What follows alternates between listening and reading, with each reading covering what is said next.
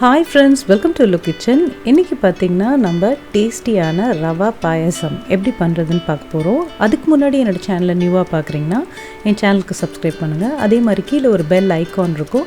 அந்த பெல் ஐகானை கிளிக் பண்ணீங்கன்னா நான் ரெகுலரா போஸ்ட் பண்ற வீடியோஸ் உங்களுக்கு நோட்டிஃபிகேஷன் வரும். அதே மாதிரி என்னோட வீடியோக்கு லைக் கொடுங்க. இப்போ இத செய்யறதுக்கு நான் பாத்தீங்கன்னா ரோஸ்டட் ரவா தான் இதுக்கு யூஸ் பண்ணிருக்கேன் இந்த பாயசத்துக்கு. இதுக்கு பாத்தீங்கன்னா ஒரு 1 டீஸ்பூன் நான் நெய் ஆட் பண்றேன். அது கூட பாத்தீங்கன்னா roasted rava 5 tablespoon add பண்றேன்.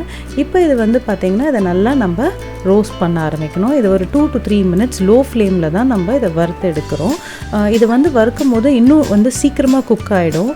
ஆனா கறியை விட்டுற கூடாது. நீங்க மெயினா லோ ஃப்ளேம்ல தான் இத குக் பண்ணி எடுக்கணும். இப்போ இந்த பாருங்க இந்த மாதிரி கலர் லைட்டா சேஞ்ச் ஆயிருக்கும். ஸோ இந்த ஸ்டேஜ்ல நம்ம இத ஃபினிஷ் பண்ணி எடுத்துடலாம். இப்போ இது கூட பார்த்தீங்கன்னா நான் ஒரு 100 ml ஹாட் வாட்டர் யூஸ் பண்ணுறேன். கண்டிப்பாக ஹாட் வாட்டர் தான் யூஸ் பண்ணணும்.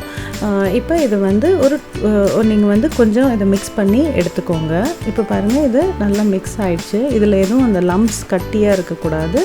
இதை நல்லா நீங்கள் மிக்ஸ் பண்ணிடணும். இது கூட நான் ஃபுல் க்ரீம் மில்க் ஒரு 400 ml பாயில் பண்ண மில்க் நான் இதோட ஆட் பண்ணுறேன். தண்ணி எதுவுமே இந்த மில்கில் ஆட் பண்ணல. ஸோ வெறும் மில்க் 400 ml இது கூட ஆட் பண்ணி இதை நல்லா மிக்ஸ் பண்ணுறேன். இது கூட பிஞ்ச் ஆஃப் சால்ட் ஆட் பண்ணுறேன். அப்புறம் இப்போ சுகர் ஒரு 5 டேபிள் ஸ்பூன் ஆட் பண்ணுறேன். சுகர் உங்களுக்கு ஜாஸ்தியாக வேணும்னா நீங்கள் கொஞ்சம் எக்ஸ்ட்ரா ஆட் பண்ணிக்கோங்க. இது பார்த்திங்கன்னா ஒரு மீடியமான ஸ்வீட்னஸ் ஃப்ளேவரில் இருக்கும். உங்களுக்கு வேணும்னா நீங்கள் எக்ஸ்ட்ரா ஆட் பண்ணிக்கோங்க. இப்போ இதை நம்ம எடுத்துகிட்டு இதை தாளிக்கிறதுக்கு பார்த்திங்கன்னா நான் 1 டீஸ்பூன் கீ ஆட் பண்ணுறேன். கீ மெல்ட் ஆன உடனே பார்த்திங்கன்னா முந்திரியும் பாதாமையும் நான் சாப் பண்ணியிருக்கேன். அதை இதில் ரோஸ்ட் பண்ணி எடுத்து இந்த மாதிரி எடுத்து வச்சுக்கணும் தனியாக. அதே கீயில் நான் பார்த்திங்கன்னா 3 கிராம்பு 2 ஏலக்காய் போட்டு வறுத்துட்டு அது கூட பார்த்திங்கன்னா நான் திராட்சை ஆட் பண்ணிருக்கேன்.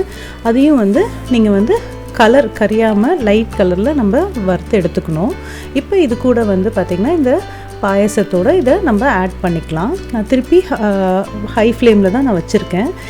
இப்போ இந்த வறுத்த எல்லாத்தையுமே இதோட ஆட் பண்ணிவிட்டு இதை ஹை ஃப்ளேமில் நம்ம ஒரு 2 to 3 மினிட்ஸ் குக் பண்ணணும். இதை நல்லா மிக்ஸ் பண்ணிவிடுங்க. உங்களுக்கு ஸ்வீட் வேணும்னா இந்த டைமில் ஆட் பண்ணிக்கோங்க. இதோடு பார்த்திங்கன்னா இந்த ரவை நல்லா இந்த மாதிரி உங்களுக்கு நல்லா பாலாக தெரியும் அந்த ரவை வெந்திருக்கிறது.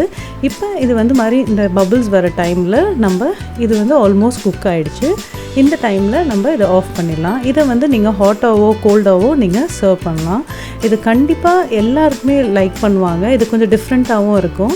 இதை கண்டிப்பாக ட்ரை பண்ணி பாருங்கள். உங்களுக்கு என்னோடய எல்லோ கிச்சன் சேனல் பிடிச்சிருந்தா லைக் பண்ணுங்கள், ஷேர் பண்ணுங்கள், சப்ஸ்கிரைப் பண்ணுங்கள். மறக்காமல் கீழே இருக்க பெல் ஐக்கானை கிளிக் பண்ணுங்கள். தேங்க்யூ.